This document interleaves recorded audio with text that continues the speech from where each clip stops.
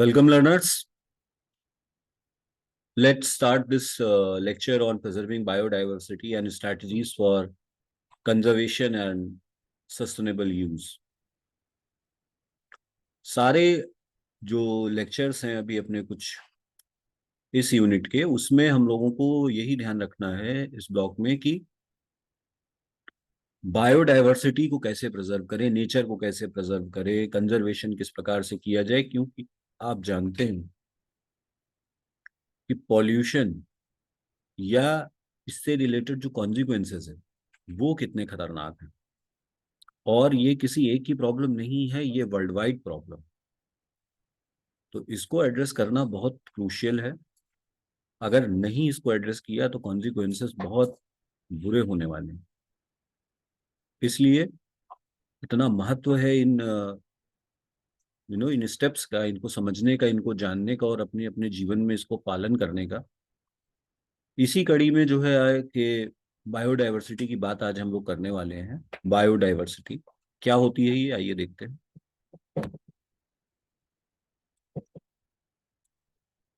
Biodiversity, the variety of life on Earth, is essential for the health and functioning of ecosystem, providing ecosystem services such as clean air, water, and food.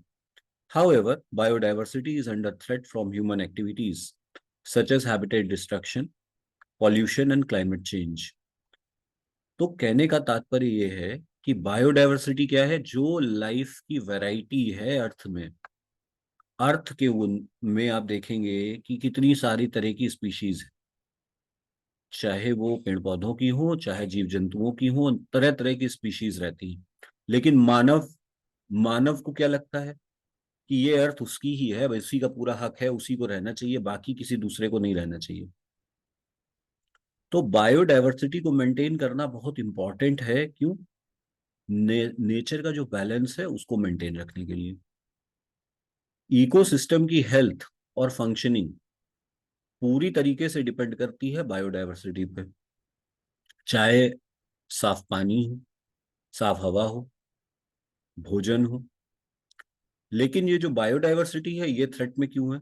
क्योंकि human activities दूसरे को हटा करके खुद को स्थापित कर लेना। अच्छा, आप देखिए, जंगल अगर काट दिए जाएंगे तो क्या होगा? जंगली जानवर कहाँ जाएंगे? तो habitat destruction, pollution, climate change, ये सब चीजें जो है ये सभी को प्रभावित कर रही हैं। तो बायोडाइवर्सिटी को कैसे प्रिजर्व करना है ये जरा देखा जाए इसमें आगे। तो अंडरस्टैंडिंग बायोडाइवर्सिटी, सबसे पहले कुछ करने जा रहे हैं तो उसको समझना बड़ा इंपॉर्टेंट होता है, तो इसको जरा समझा जाए। Biodiversity encompasses the variety of species, genetic diversity within species, and diversity of ecosystems present on Earth. It plays a crucial role in ecosystem stability, resilience, and productivity, supporting essential ecosystem functions and services. अर्थात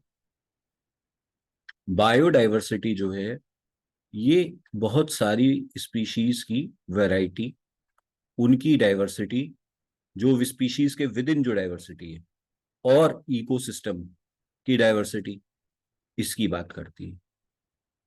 आप देखिए बहुत से ऐसे पशु पक्षी हैं जो पहले बहुतायत दिखते थे, अब नहीं दिखते हैं।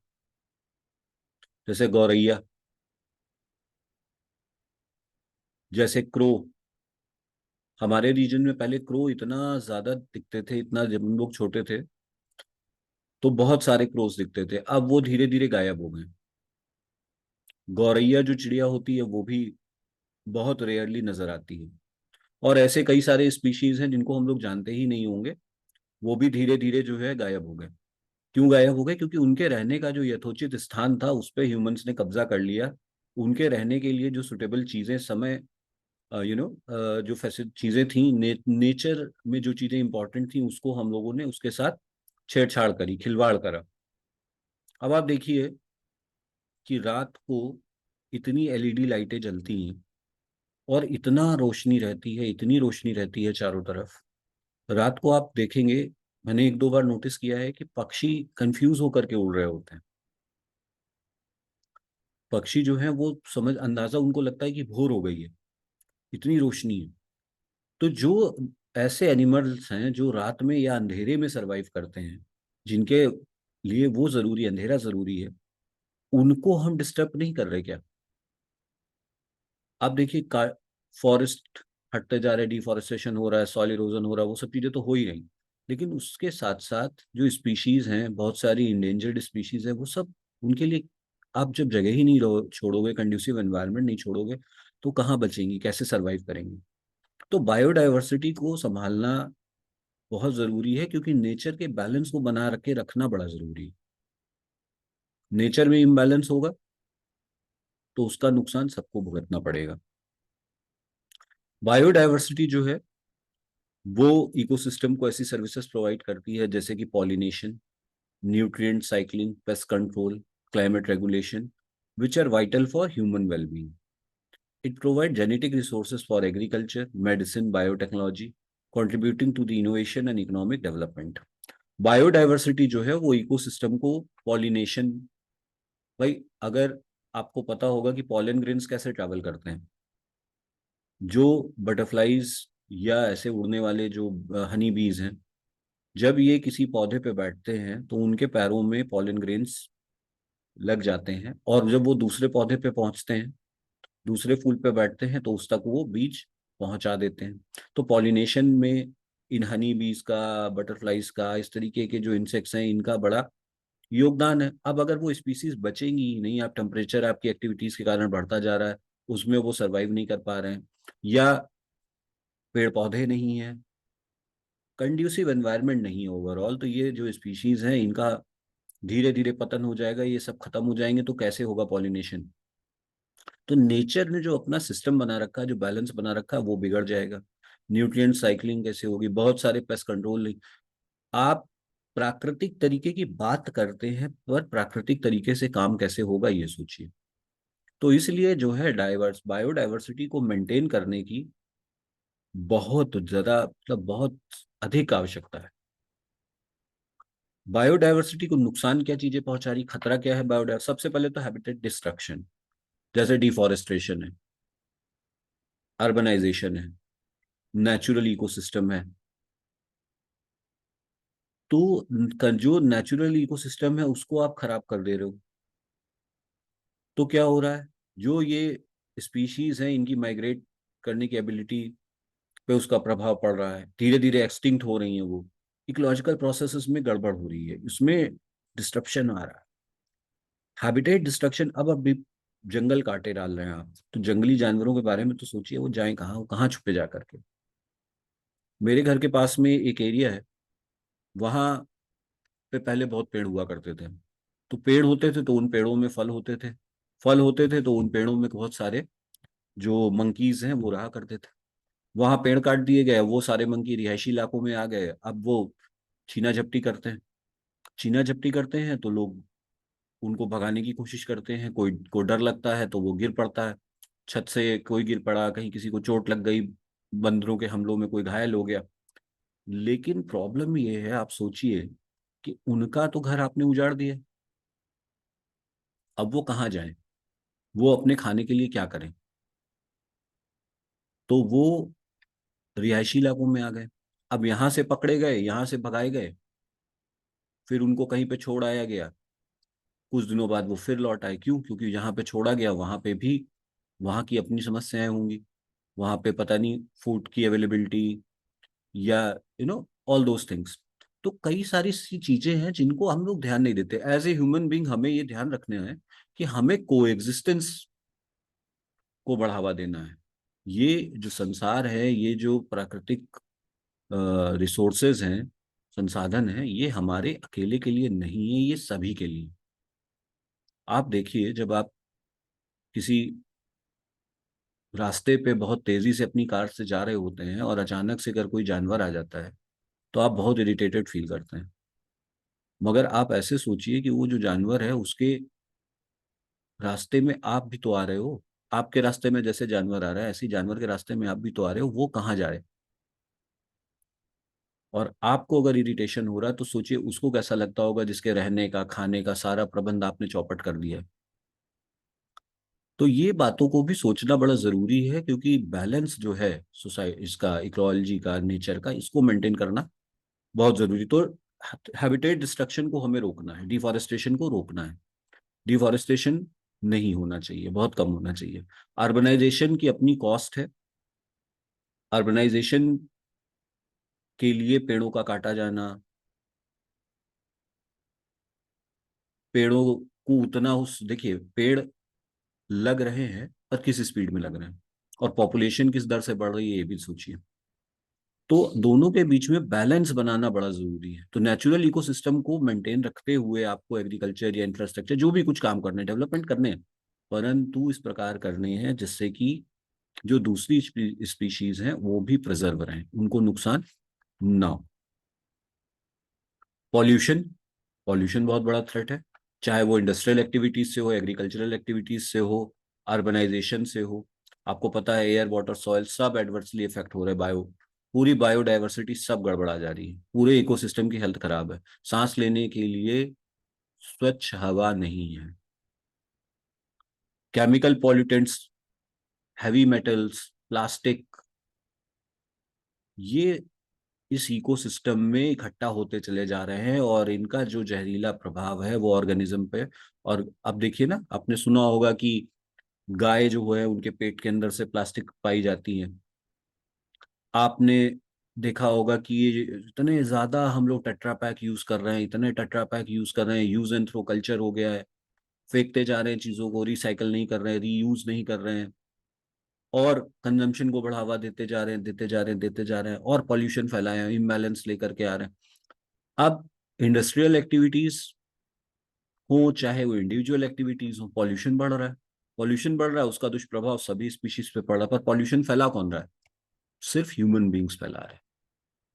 ह्यूमन बींग्स पॉल्यूशन फैला रहे हैं, लेकिन उसके परिणाम दूसरी स्पीशीज को भी फेस करने पड़ रहे हैं। तो आप सोचिए इस विषय में कितना महत्व का है ये। तो पॉल्यूशन बढ़ेगा, बायोडायवर्सिटी को खतरा बढ़ता जाएगा, पॉल्यूशन को कंट्रोल करने की जरूरत है। क्लाइमेट चेंज, टेम्परेचर, बहुत सी ऐसी स्पीशीज होती हैं जो किसी पर्टिकुलर टेम्परेचर पे या किसी पर्टिकुलर नेचुरल सेटिंग में रहना पसंद करती हैं। जैसे जैसे ये जो टेम्परेचर में ऑल्ट्रेशन आ रहा है, ह्यूमिडिटी में ऑल्ट्रेशन आ रहा है, उससे हैबिटेट डिस्ट्रक्शन हो रहा है, और वो स्पीशीज वहां से भाग रही हैं या वहां पे सरवाइव नहीं कर पा रही हैं, वो वहां नहीं रह पा रही। ओशियंस हैं, उसमें एसिडिफिकेशन हो रहा है, एक्सट्रीम वेदर इवेंट्स हो रहे हैं, उसके कारण जो बायोडायवर्सिटी है उसको थ्रेट है, और जो सेंसिटिव स्पीशीज और इकोसिस्टम है वो धीरे धीरे उस खतरे को झेल रहे हैं और खत्म हो रहे हैं। आप चाहे रोशनी बढ़ा दे रहे हैं, आप चाहे किसी particular carbon dioxide, sulphur dioxide, nitrogen की ऑक्साइड्स, इनको बढ़ा रहे हैं, आप वायुमंडल को जहरीला कर रहे हैं, आप कर रहे हैं, पर फेस कौन कर रहा है? सारी स्पीशीज को उसका नुकसान हो रहा है।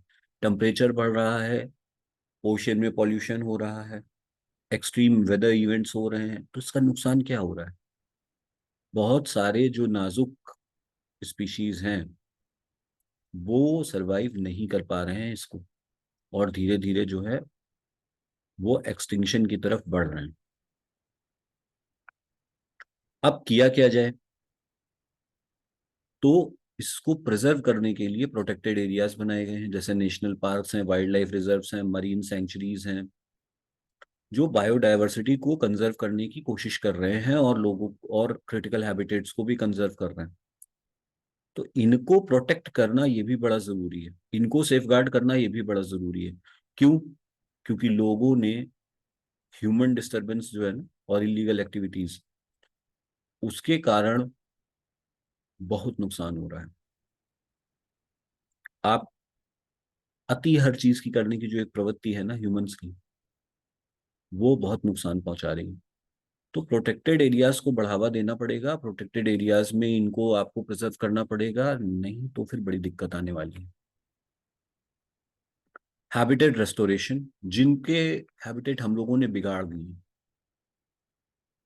चाहे वो इकोसिस्टम खराब होने के कारण हो, चाहे वो डिफॉरेस्टेशन के कारण हो, इनको सुधारने की आवश्यकता है। अब आप डिफॉरेस्टेशन के बजाय रीफॉरेस्टेशन करिए, वेटलैंड रिस्टोरेशन करिए, biodiversity friendly land management practices करिए, सबके एग्जिस्टेंस के लिए काम करिए, सबको साथ में समाहित करके चलिए। रेस्टोरेशन एफर्ट्स जो हैं वो हैबिटेट क्वालिटी को बढ़ाने के लिए होने चाहिए, स्पीशीज की डाइवर्सिटी को बढ़ाने के लिए होने चाहिए, इकोसिस्टम को इम्प्रूव करने के लिए होने चाहिए। आप एनवायरनमेंट को नुकसान ना पहुंचाते हुए अपनी एक्टिविटीज को कैरी आउट कीजिए। Species conservation, species conservation efforts focus on preventing species extinction, restoring populations and managing threatened and endangered species। तो स्पीशीज कंजर्वेशन एफर्ट्स जो हैं वो किए जा रहे हैं, उनका फोकस होना चाहिए कि वो इस एक्सटिंक्शन से बचाएं, पॉपुलेशन जो है इंडेंजर्ड स्पीशीज की उसको रेस्टोर करें, और भी ऐसे जो भी विलुप्त प्राय होने वाले जो पशु पक्षी हैं, पेड़ पौधे हैं, उनको वापस जो है रेस्टोर करने की कोशिश करी जानी चाहिए।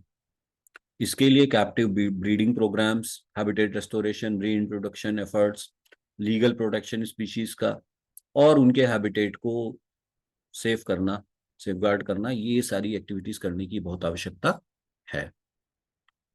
Sustainable use of biodiversity, sustainable agricultural practices हैं, जैसे एग्रीकोलॉजी है, ऑर्गेनिक फार्मिंग है, इंटीग्रेटेड पेस्ट मैनेजमेंट है, बायोडाइवर्सिटी कंजर्वेशन का प्रमोशन है। मतलब फूड सिक्योरिटी और लाइवलीहुड तो इंश्योर कीजिए, मगर साथ साथ में इन चीजों को समाहित करिए। अब अगर ज्यादा उपज के लिए आप फर्टिलाइजर पे फर्टिलाइजर डालते जाएंगे तो खाना खाएंगे आप, या ग्रेन्स खाएंगे, न्यूट्रिशन चाहिए खाएंगे, या केमिकल्स खाएंगे, और वो जो केमिकल्स आपके शरीर में जाएंगे उसका क्या प्रभाव होगा। अब देखिए, सब्जी मंडी होगी आपके घर के आसपास,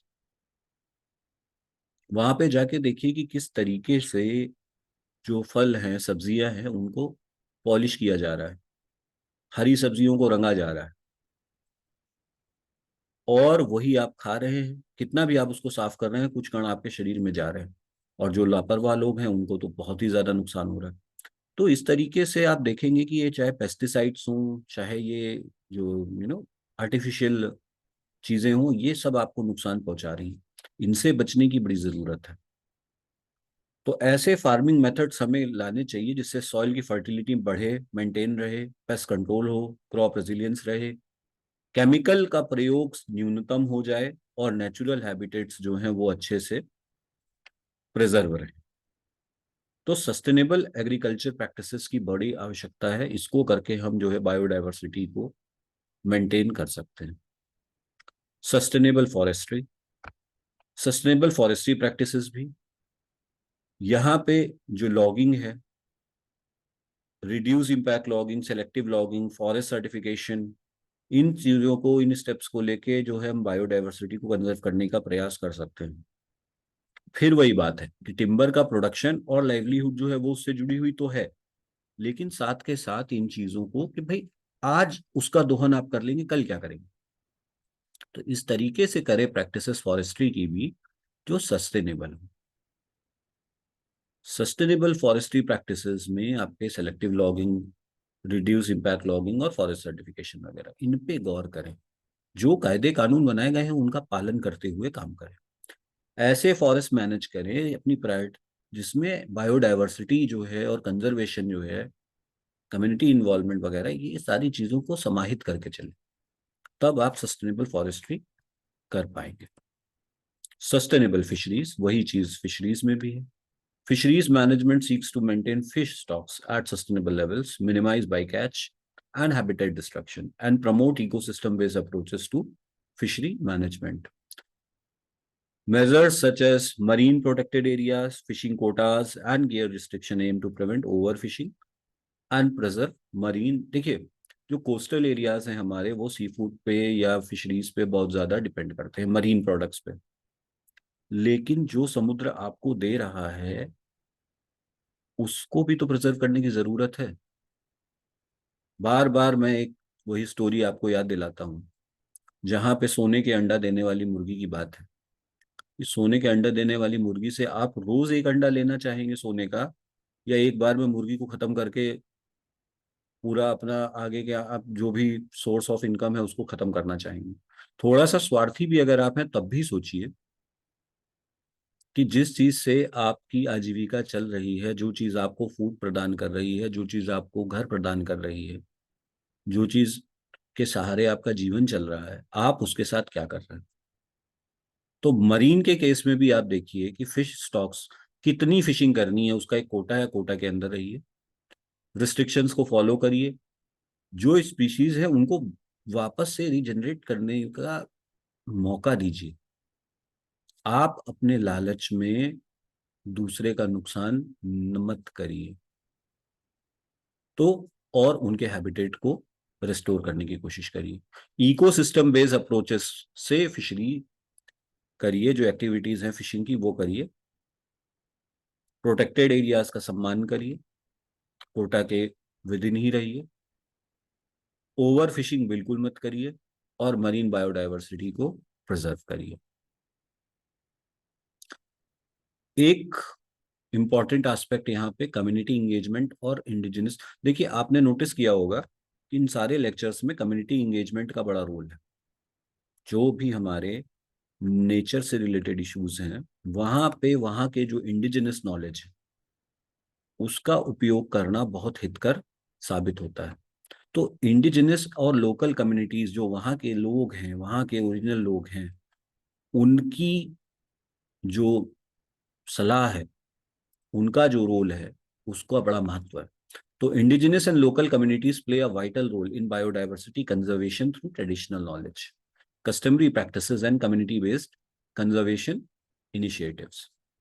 वहां के लोगों को या कहीं के भी जो लोग हैं, उनको, हर व्यक्ति को अपने जहां से वो ओरिजिनेट हो रहा है, जहां का नेटिव है, वहां के बारे में उसको ज्ञान है। और उसके पास ऐसे तरीके हैं, ऐसी ट्रेडिशनल नॉलेज है, ऐसी प्रैक्टिसेस हैं कस्टमरी, और ऐसे कम्युनिटी बेस्ड कंजर्वेशन इनिशिएटिव्स लिए जा सकते हैं जिससे कि वहां की बायोडाइवर्सिटी को आप प्रिजर्व कर सकते हैं।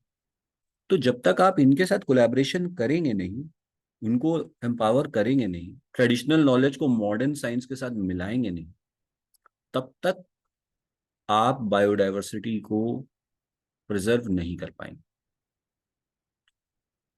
मॉडर्न साइंस, मॉडर्न प्रैक्टिसेस हैं, अच्छी बात। मॉडर्न प्रैक्टिसेस के साथ साथ अगर हम ट्रेडिशनल नॉलेज को भी इनकॉर्पोरेट कर लें, क्योंकि उस जगह में जो लोग रह रहे हैं उनको भरपूर आइडिया है, पूरा मालूम है कि भाई यहाँ पे कौन सी चीज किस प्रकार से चलती है, किसको कैसे क्या करना है, कैसे प्रिजर्वेशन को बढ़ावा दिया जा सकता है, और कौन सी स्पीशीज वहां पे प्रेजेंट थी, कौन सी इंडेंजर में है, कौन से के साथ क्या हो रहा है, क्या किया जाना चाहिए। अभी मैंने रिसेंटली उत्तराखंड के एक लोग हैं, उनकी डॉक्यूमेंट्री देखी, और मेरा बिल्कुल नजरिया ही बदल गया। मैं ऐसे जब कभी घूमने नैनीताल जाता था तो बस लेक घूमी, लेक घूम के आ गया। अब आप सोचिए, अगर लेक ही ना हो, लेक हो ही नहीं, तो आप नैनीताल करने क्या जाएंगे? देखिए, जो लोकल्स हैं, जब उनकी दृष्टि से आप देखेंगे ना, तो आपको पता चलेगा कि न जाने कितने प्रकार के फूल, न जाने कितने प्रकार के वनस्पति, न जाने कितने प्रकार के जीव जंतु वहां पे हैं। और आप जब वहां घूमने जाएं तो थोड़ा उनको देखने की भी कोशिश करें। होटल में रह के और शॉपिंग करके खाली अपने सफर को पूरा ना माने, वहां की जो प्राकृतिक सुषमा है उसका आनंद लेने की कोशिश करें। और इसके लिए जो लोकल्स हैं वही मददगार साबित होंगे। वो आप, उनको नॉलेज है, उनको पता है कि चीजों को कैसे करना है। और जो लोकल ट्रेडिशन है, जहाँ पे उन लोगों ने बड़े खतरनाक परिस्थितियों में भी सरवाइव कर लिया, अपने उन ट्रेडिशंस को फॉलो करके एक्सट्रीम वेदर कंडीशंस को सरवाइव कर लिया, तो उनकी जो नॉलेज है उसका फायदा उठा करके आप इन इंडेंजर्ड स्पीशीज वगैरह को प्रिजर्व करने की, बचाने का प्रयास कर सकते हैं। उनको शामिल करने का, और दोनों चीज के बीच में बैलेंस बनाना, साइंस के बीच में भी साइंटिफिक नॉलेज के बीच में भी और ट्रेडिशनल नॉलेज के बीच में भी, दोनों के बीच में बैलेंस बना लिया, और तब आपने कोई भी प्लान बनाया, कोई भी एक्शन लिया, तो क्या होगा, नुकसान बहुत कम होगा। और अगर आपने इग्नोर करा तो फिर नुकसान होना लाजमी है।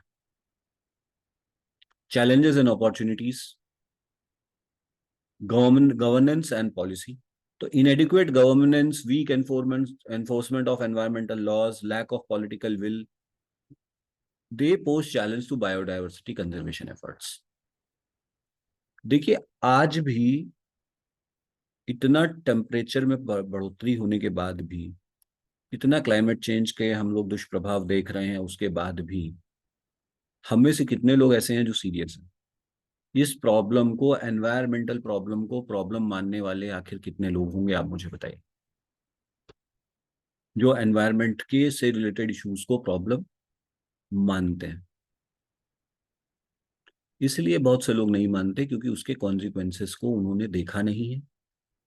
और आपको पता होगा, जब आप छोटे थे तो कहा जाता था कि कैंडल अगर जल रही है तो उसको मत टच करिए, लेकिन बच्चे को जितना मना किया जाता था तो वो उसके बावजूद वो उसको टच करने के लिए आगे बढ़ता था, और टच करने के फेर में वो अपनी उंगली जला लेता था, और जब उंगली जल जाती थी उसके बाद फिर वो कहने पे भी कैंडल को टच नहीं करता था, जलती हुई कैंडल को। इसलिए आप सोचिए कि आप एग्जाम्पल से ही सीख जाएंगे या आप पहले उसको एक्सपीरियंस करेंगे तब आप सीखेंगे। एनवायरमेंटल प्रॉब्लम सीरियस प्रॉब्लम्स हैं। उन लोगों से पूछिए जिनके शहरों में पानी नहीं है, और जिनको अब जो है बहुत सीवियर क्लाइमेट चेंज का कारण अभी जोशीमठ में कैलेमिटी हुई, आपको पता ही है। और प्रकृति के आगे हम लोगों की कितना हमारे अंदर जो है ना सामर्थ्य है, वो आप अच्छे से जानते हैं। तो इसलिए प्रकृति से डरिए। पॉलिसीज जो बन रही हैं, जो एनवायरमेंटल लॉज हैं, उनका सख्ती से पालन करा होना चाहिए। और जो भी बायोडायवर्सिटी से रिलेटेड चैलेंजेस हैं, कंजर्वेशन एफर्ट्स हैं, उनको, कंजर्वेशन एफर्ट्स को करा जाना चाहिए सख्ती से। ऐसे लीगल फ्रेमवर्क बनाए जाने चाहिए, चाहे वो इंटरनेशनल कॉपरेशन से हो, चाहे वो आपके गवर्नमेंट इनिशिएटिव्स हों, लोकल अथॉरिटीज हों। तो जो भी ऐसे गैप हैं कहीं पे भी, उन गैप्स को फुलफिल करना, उनको फिल करना, और साथ में सब लोग मिल करके प्रयास करके जो है इसको प्रिजर्व करें। Integrating biodiversity conservation into sustainable development agendas is required, balancing and conservation objectives with socio economic. देखिए, डेवलपमेंट भी जरूरी है, ये बार बार मैं कह रहा हूँ। मैं नहीं कह रहा कि डेवलपमेंट नहीं होना चाहिए, बिल्कुल होना चाहिए। डेवलपमेंट बहुत जरूरी है, सुख सुविधाएं भी बहुत जरूरी हैं, सब जरूरी है। लेकिन उसको करने का तरीका, उसको करने का तरीका, आप मार्केट में सामान परचेज करने गए, वहां पे कैरी बैग की जरूरत है, परंतु वो कैरी बैग प्लास्टिक का ही हो ये जरूरी नहीं है, पॉलीथीन हो यही जरूरी नहीं है, वो किसी रिसाइकल या ऐसा मटेरियल का जिसको आप रीयूज कर सकते हैं, या बायोडिग्रेडेबल मटेरियल का भी हो सकता है। तो कैरी बैग जरूरी है, मगर वो कैरी बैग का मटेरियल क्या होना चाहिए, वो ऐसा होना चाहिए जो एनवायरनमेंट के लिए नुकसानदायक ना। ऐसे ही डेवलपमेंट तो हो, मगर नेचर की कॉस्ट पे ना। इसको एंश्योर करने की स्ट्रेटजीज बनाने की जरूरत है। तो डेवलपमेंट जो हो वो सस्टेनेबल, ये बहुत जरूरी है। तो integrating biodiversity conservation into sustainable development agenda, तो बैलेंस करना है कंजर्वेशन ऑब्जेक्टिव्स को सोशियो इकोनॉमिक डेवलपमेंट के साथ में। सस्टेनेबल डेवलपमेंट स्ट्रैटेजीज जो हैं वो बायोडायवर्सिटी फ्रेंडली प्रैक्टिसेस को प्रमोट करें, इक्विटेबल एक्सेस ऑफ रिसोर्सेज को प्रमोट करें, और एनवायरमेंटल चेंज को बचाएं। एजुकेशन एंड अवेयरनेस, लोगों को एडुकेट करने की बहुत जरूरत है, अवेयरनेस बढ़ाने की बहुत जरूरत है। ऊपरी ज्ञान होने के बावजूद भी एक्शन लेने की जरूरत है। वैल्यू एक्शन गैप बहुत भयंकर है कि मुंह से हम कहते तो है भाई हाँ एनवायरनमेंट कंजर्व करना चाहिए वगैरह वगैरह, एक्शन नहीं लेते। दूसरे को हम टोक सकते हैं पर खुद नहीं रिस्पॉन्सिबली बिहेव करते हैं। तो इन चीजों के से रिलेटेड जो एनवायरमेंटल एजुकेशन प्रोग्राम है, पब्लिक आउटरीच प्रोग्राम्स हैं, सिटीजन साइंस इनिशिएटिव्स हैं, जिससे लोग बायोडायवर्सिटी कंजर्वेशन को बढ़ावा दें, ऐसे अवेयरनेस प्रोग्राम चलाने की बहुत नीड है। और अगर ये ठीक से किया जाएगा तभी पॉसिबल है कि हम सस्टेनेबल डेवलपमेंट गोल्स को अचीव कर पाए। सस्टेनेबल डेवलपमेंट गोल्स क्या है अभी आगे बात होनी है उस पर सस्टेनेबल डेवलपमेंट ऐसा डेवलपमेंट जो हमेशा हमें बेनिफिट दे। तो in last we can conclude that biodiversity conservation is very critical for maintaining ecological balance, sustaining ecosystem services and securing the well-being of present and future generation। मतलब ऐसे काम करना है हमें कि अगर हम अपनी आने वाली जनरेशन्स को वो नेचुरल रिसोर्सेज का सेट देना चाहते हैं जो हमें प्राप्त हुआ था, तो हमें बायोडायवर्सिटी कंजर्वेशन की तरफ ध्यान देना पड़ेगा। और तभी आज और कल दोनों का वेलबींग सिक्योर हो पाएगा। इसके लिए कंजर्वेशन स्ट्रैटेजीज को इम्प्लीमेंट करना पड़ेगा जो बायोडायवर्सिटी लॉस को के रूट कॉज को एड्रेस करे, जिसमें लोकल कम्युनिटीज का बहुत योगदान लेना होगा और सस्टेनेबल यूज को बढ़ावा देना होगा। तभी जो अर्थ की बायोडायवर्सिटी है उसे हम सेफगार्ड करके सभी लाइफ फॉर्म्स को बेनिफिट दे पाएंगे और ज्यादा जो है सस्टेनेबल और रेजिलियंट फ्यूचर दे पाएंगे। बायोडायवर्सिटी कंजर्वेशन से ही हमें बायोडायवर्सिटी कंजर्वेशन को प्राथमिकता बनाना होगा और अपने एक्शंस को हारमोनियस कोएग्जिस्टेंस विद नेचर की तरफ हारमोनियस कोएग्जिस्टेंस विद नेचर की तरफ लेके जाना होगा। आई होप इसको सिर्फ पढ़ने के लिए सुनने के लिए नहीं आप देखेंगे, इसे अपने जीवन में अमल में लाने के लिए भी आप प्रयास करेंगे। क्योंकि देखिए एनवायरमेंटल प्रॉब्लम सबकी प्रॉब्लम है, किसी एक इंडिविजुअल की प्रॉब्लम नहीं है। चलिए यहीं तक रखते हैं फिर, धन्यवाद।